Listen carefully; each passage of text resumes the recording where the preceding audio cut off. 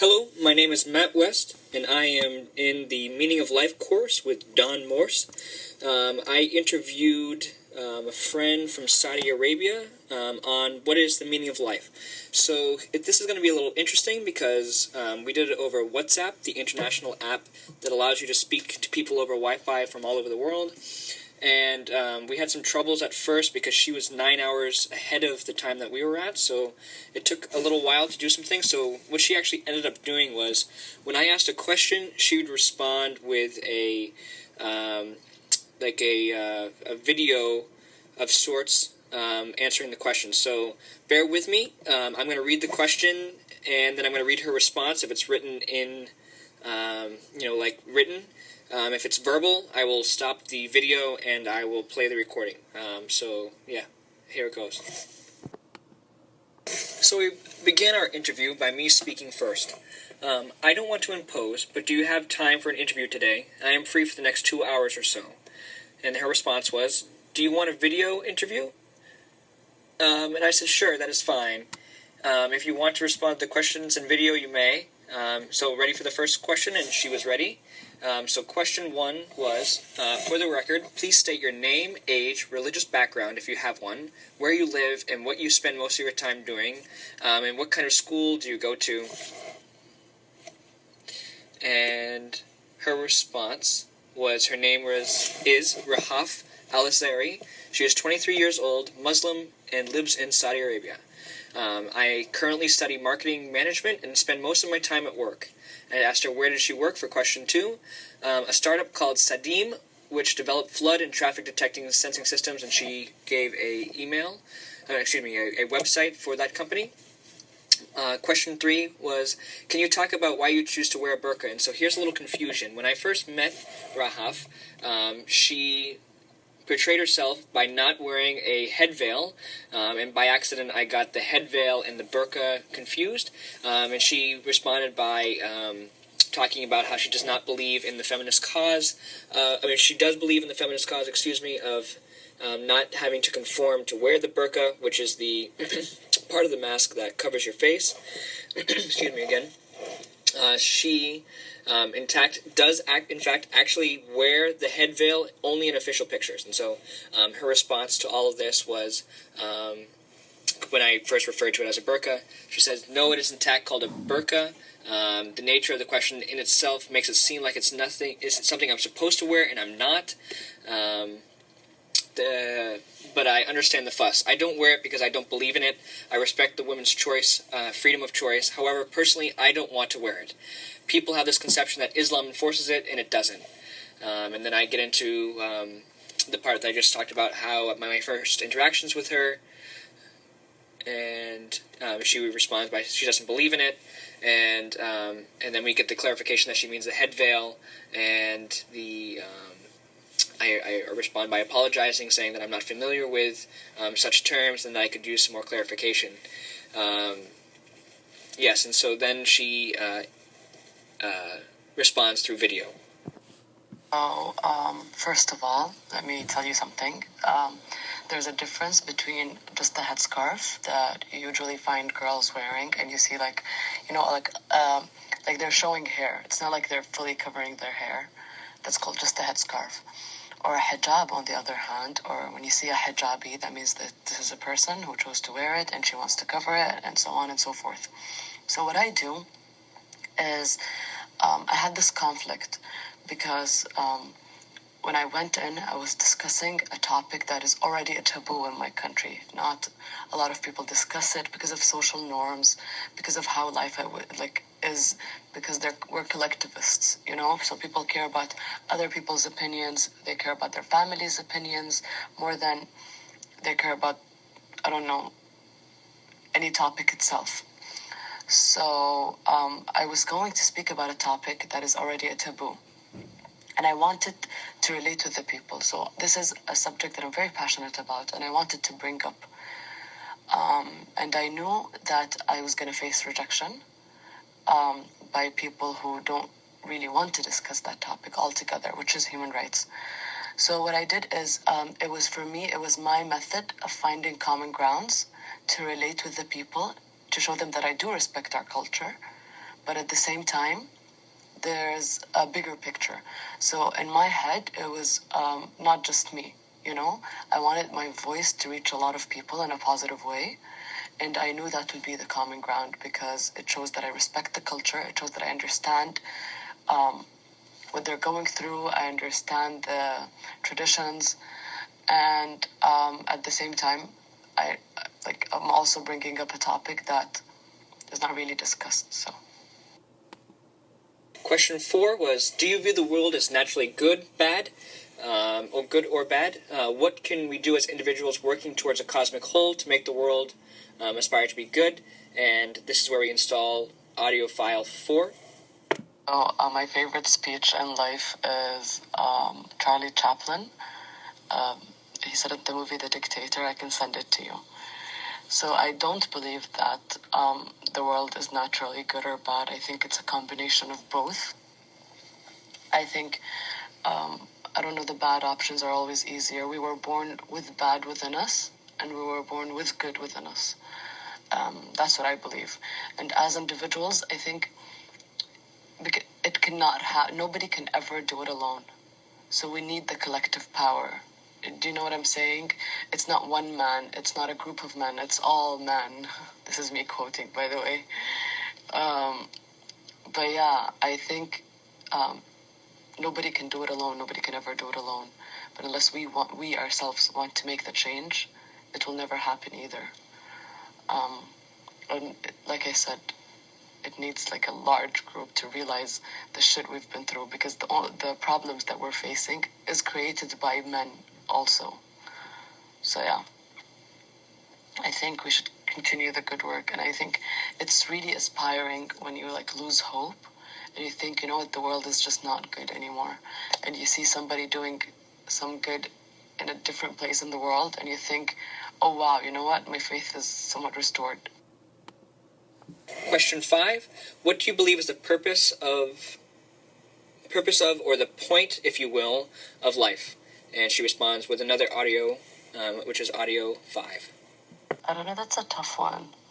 That's a really, really tough one. You can't ask me what's the purpose of life and I'm supposed to have an answer, you know? I think at this point it falls into like different way of thinking or different religions, like what's the afterlife, you know? But I don't know if it's honestly just about the afterlife.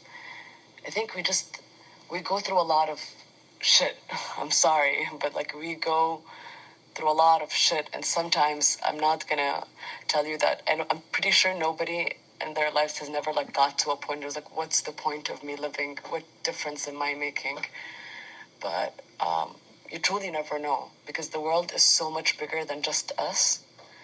So I don't know, but I sure as hell hope it's something bigger than me, than my society, than everything bad.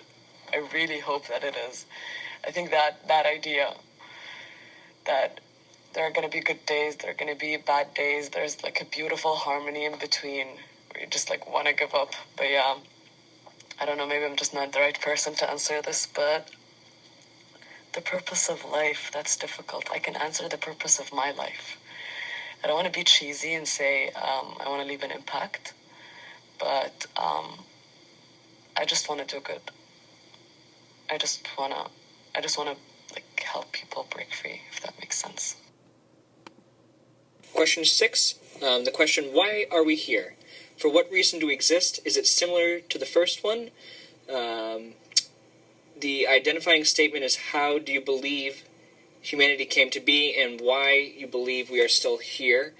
And she says, I'm asking about the Big Bang Theory, and I get into, as in a sense, so I go into question 7, talking about this interview is basically about your personal belief, the meaning of life, and such.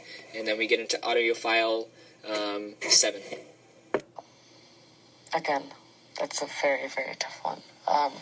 I guess I do believe that we are all God created, because that's, like I said, it goes back to religion at some point. It just must, because Nobody can actually go back and trace and see what actually happened.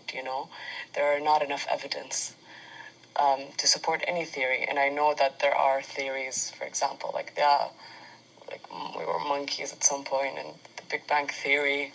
But I guess it's just what you choose to believe. But yeah, and I do believe that we are created by God, and I do believe that we are created by God, which is like the textbook Islam, basically. Sorry to be a cliche. But yeah, I do believe that we were created by God. So I do believe in God. And why are we still here? I don't know. I really, really don't know. This, I guess, what I personally believe, it's different. It's not really the textbook definition of Islam at this point. I'm really sorry not to have a clear answer, but you're asking me to figure life out in like a couple of minutes. After her audio response to number 7, she says that she does believe we're God created, and that we go through life as if it was our test, and we're just living out life. And as we go through life, we have different obstacles that we have to go through in order to, get through to the next step. And so then we get into question 8. Question 8 is, how is having this mindset make you different from others that may believe in God?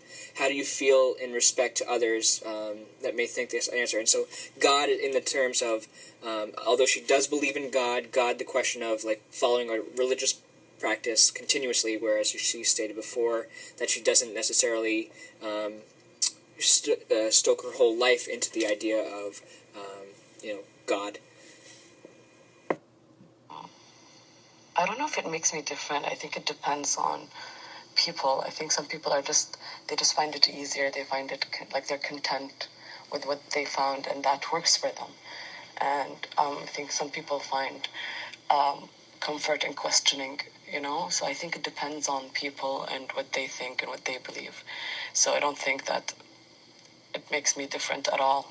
I think it just makes me belong to another group of people again. I respect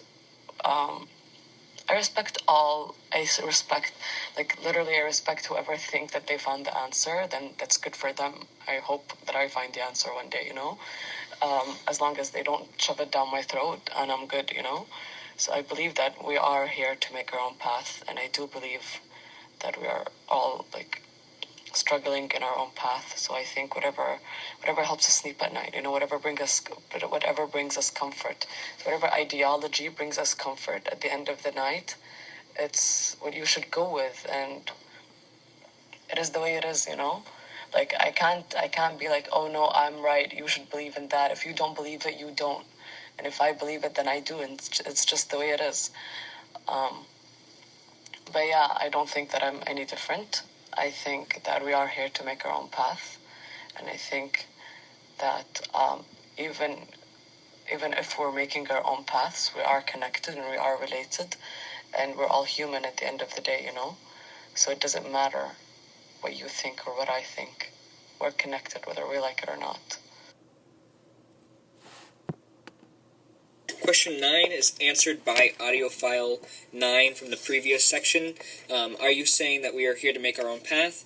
And then we jump into question 10. Are your parents or grandparents or immediate family secular or non-secular, and how has it impacted your life for the good or the bad? And I said at any time you can choose to not answer such a question. And so she responded with, no, they're all Muslims, my community, my cousins, everyone around me. And then we jump into question 11. Can you tell me a little bit more about what being Muslim is? I'm sorry, I'm not as familiar as I'd hoped to be. And we jump into audiophile 11, where she discusses that. I think we were ever brought up in a sense, or we can just like ask somebody, what is your religion? We just assume that they're all Muslims, I know it's weird, but we grew up in an all-Muslim society, in a Muslim country, in an Islamic state, so it's actually unusual to find a person of a different faith. So,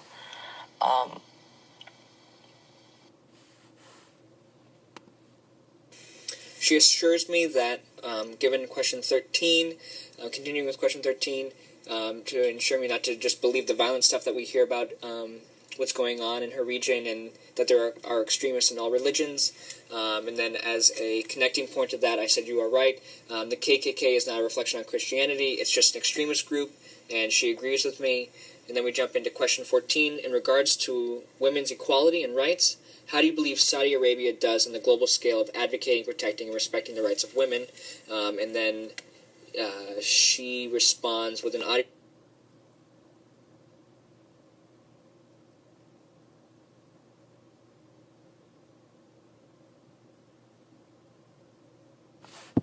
I don't know, I feel like my society is different. I believe it has nothing to do with Islam. I believe it has to do with the society itself. They were not accepting of change. They were not accepting of any different mindsets. So I believe that I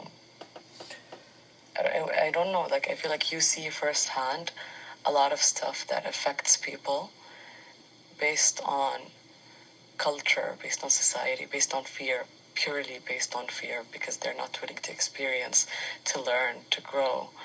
And I feel like that affected who I am the most, but it has nothing to do with religion per se.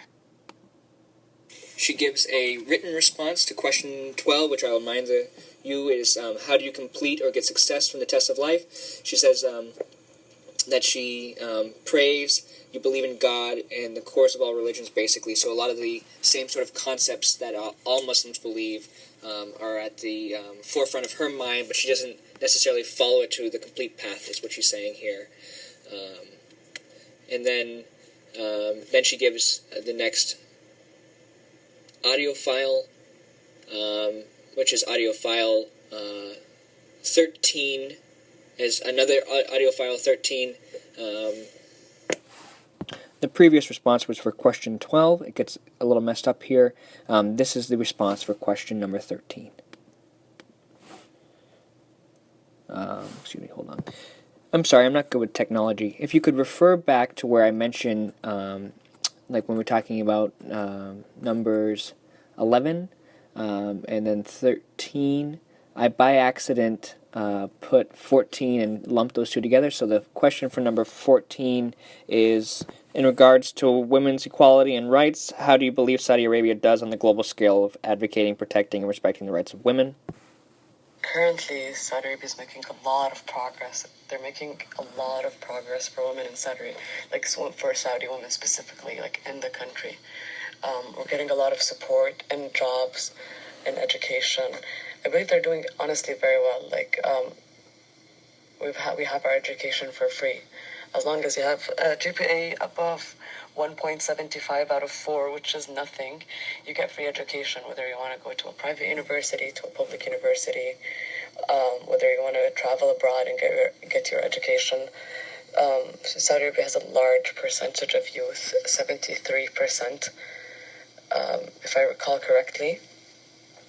So now, as you probably have heard from the other side, we are making a lot of progress. There are a lot of opportunities for women to join in the workforce, to develop, and to do a lot of work. And I think that it's time, time's up.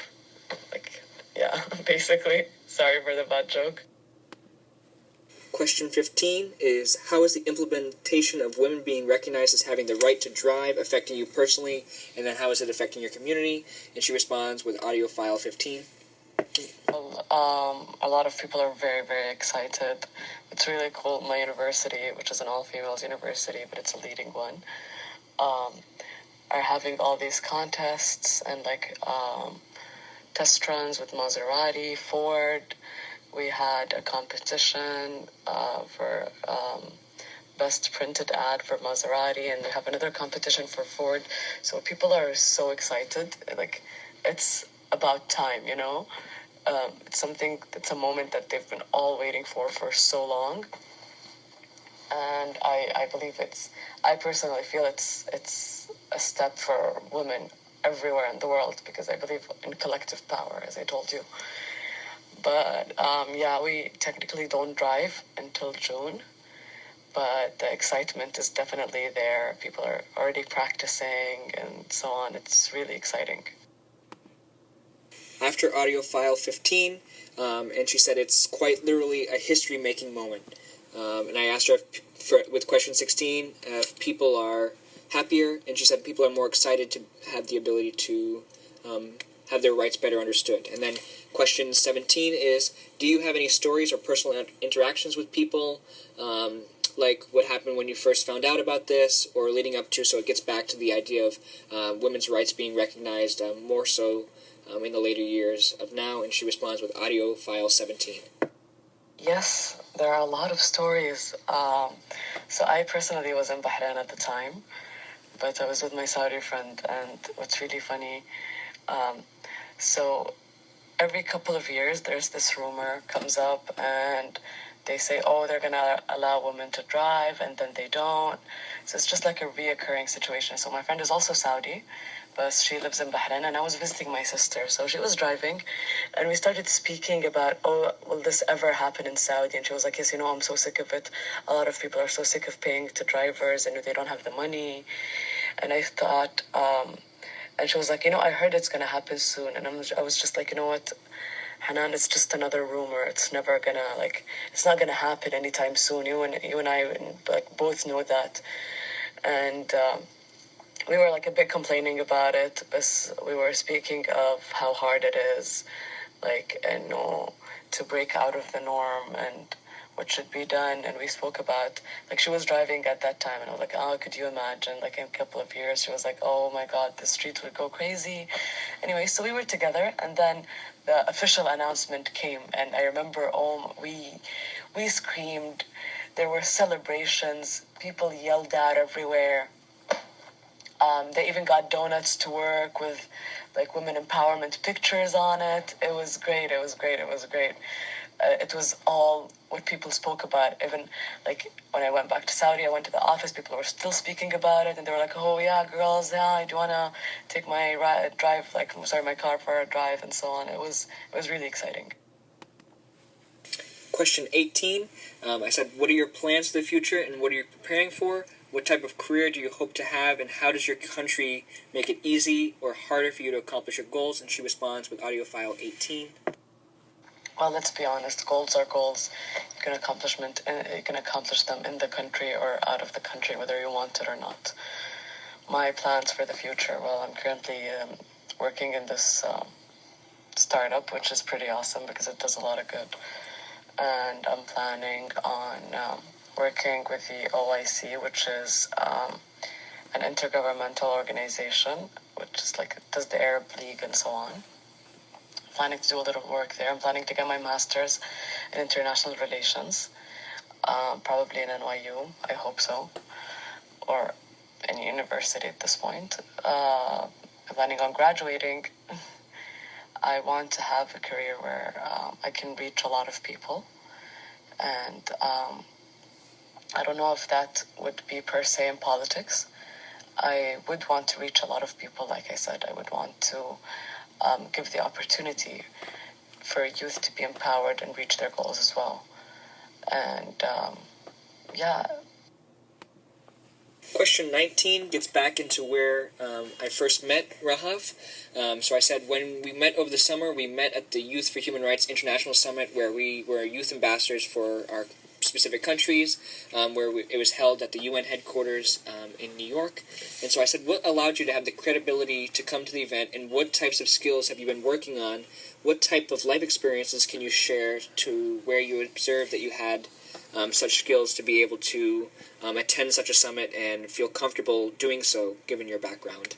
And she responds with audio file 19. So we have what allowed me to have that credibility. Well, I went to a program where I co-created an application that monitors human rights violations globally. And it had 3 different parts. I can explain them if you want. And it's called the EAR. I also worked on a 15 years implementation plan to drastically decrease world hunger, presented both at the United Nations to a panel. I started volunteering at a very young age, since I was 13. My sisters and I actually have had our own charity. We still do it, but we just do it ourselves. it's not a charity anymore.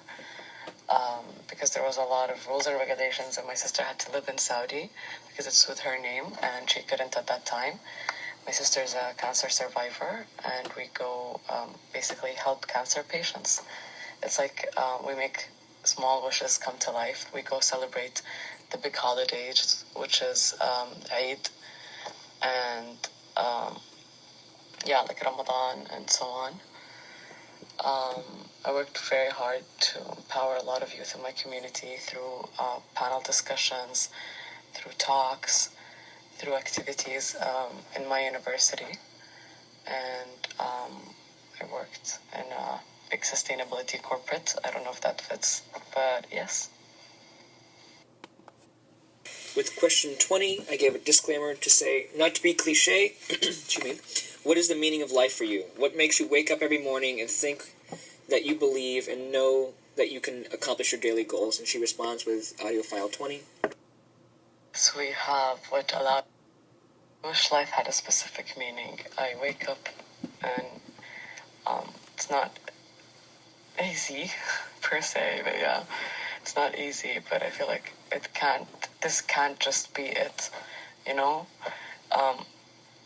Work hard, something better will come along. Work hard, you don't ever know, maybe you're impacting someone's life, maybe you're helping someone. I don't know what's the meaning of life for me. Life it's a big twist and turn. It's good days and bad days. It's friends and family. It's the human connections that we make. It's those moments. Life is literally just a big bundle of moments. And I get to live them. I get to experience them, I guess. Yeah. I don't want to be a cliche either. But I really, really, really hope that I'm helping. I swear to God, I feel like I'm not. Question 21, are you planning on raising a family? If so, or if not, will you live in Saudi Arabia your whole life? Response with audio file 21. Question 22 is, do you have a big... I do want to live abroad, just so I can have a different perspective, just so I can be independent, because I don't know if you know, but we live with our families forever. So, not really forever, like until you're married. So, I just want to experience, you know. Life here is very different. It is an experience on its own. So life here is very, very different than anywhere else that I've been to. So I feel like I do want to experience that. I do want to learn more. I do want to understand more. I do want to have different perspective, you know. And am I planning to raise a family? Well, I don't know. Not now, I guess. I don't know. I don't think I do want children, honestly. But yeah. Family, and do 22. people tend to have big families in Saudi Arabia? And she says, I do, yes. In previous generations, yes, but the new generations, no. And then that jumps into question 23. Why do you think that is? Are people's lives changing? Is it due to an overpopulation problem? In learning about China, we see that they had an overpopulation problem in the past, which led to the one-child rule. Is there anything like that in Saudi Arabia? And I said, anything culturally causing there to be smaller families? And she said, nothing like that. It's just a mindset. Like, people are more career-oriented. They want more. They want to focus on few children, and then creating bigger families towards the end of their lives when they have set out on their career. And question 24 is, what careers do most people go into, and why? Do they make more money doing other things? And she responds, it's just a new developed way of thinking. They focus on themselves, anything from doctors to lawyers, engineers, human relations, marketing, filmmaking is a new market in the region. Question 25 gets into, do you have anything you would like to add or talk about? I've been seeing some pictures of you. I'm very interested in your latest activism developments. Do you have anything you'd like to share? And she responds with audio file 25. Lately, I've been elected as an advisory board member for a Pearl Initiative. I can put their website in for you. They're an NGO that works with companies for accountability, transparency, and all of that. But they also have governance and so on, which is really great. They're doing a lot of amazing work here in the Gulf region, so that's really exciting. So they're really keen on diversity and diversity of age, not just gender. So that was really great. That's the last thing that I've done. So I'm carrying out and overseeing a couple of projects here in Saudi for students, because as I mentioned, youth empowerment is very, very important to me. 26 gets back to an interpersonal level. I said, do you remember the first time that we met? And she says yes, and I asked her if she would like me to share my first interaction with her, and I do. And so this is what I write in reference back to the conference that we had at the UN headquarters. So I said we were walking back from the conference center at the Church of Scientology in New York. She is not a Scientologist. I'm not a Scientologist. As we left, we were in a small group of people from Costa Rica, Belgium, UK, Texas, myself from Massachusetts, Saudi Arabia, and Mexico. Each was one person who was a delegate, or if you will, ambassador to the UN, a youth ambassador for this event. And so I said we decided to walk somewhere to get milkshakes, and as we walked I looked over at you and I couldn't believe you were smoking a cigarette, and you told me you were Muslim and from Saudi Arabia, and I was mesmerized by your social activism, your character, and your overall spirit. Ever since that point, our little group stuck together for the remainder of the conference. I actually have a picture of you walking through Times Square with a smile and a cigarette in your hand. And I said again, thank you so much for the info. I am meeting with my professor tomorrow to see if there's any more information. Thank you so much. I will share my article with you when it's completed. And as a response to question 26, she says, these are the moments I look for. This is what makes experiences of meeting new people my life's work and my understanding of each other. And then we jump. So I wanted to ask her a few more questions. And so question 27 is, in thinking about how you live your life, is there any evidence that you have to support your arguments for what you believe? Is there any proof of why you believe you are following the right path? And she says her belief is, my belief is a collective of answers I seek, definitely influenced by the society and restrictions. Maybe I started looking for my own answers of understanding it. And it's the perspectives I gathered built on what I believe in Islam. And then question 29 is what compels you. Question 28 is what compels you to keep going. And she says we're all seeking answers to an extent. It's my thought formation of life, what I think, what I believe. And then question 28 is can you give some examples of what you believe? I'm sorry for such in-depth questions. This is a philosophy class, and the teacher wants us to really look into what we believe in the meaning of the existence and what the meaning of life is, and how you may come to believe or understand it. And she responds with, I asked her one more question, which is question 29, which we grouped together. And I said as much detail as possible would be greatly appreciated. I am so honored that you allowed me to ask you so many questions. And then she responds with audio file 29. Well, I'm going to answer you briefly. I believe in live and let live. So basically, I don't have I don't have a certain mindset that I'm like stuck to. I believe in everybody should believe. I believe in respecting what everybody else believes in, whatever brings them peace. I have my beliefs. I have Islam, which I believe in God, the afterlife. I believe that everything is from God. I believe in doing good. So, and I believe the rest should be, live and let live. Let everybody do whatever they want, whatever brings them peace. And besides that core, everything else doesn't change. Since I meet people, I hear their perspectives, I see what they're doing in their lives, So it's not really set for me. That's why I told you it's what I built, because I keep on building on it. It's not really set. I don't know if that makes sense to you. I'm really sorry to confuse you, but yeah. I end the interview with, thank you so much. I will let you know what comes of this interview, and I will share what I write with you. Thanks again. Sorry to have cut you at work before.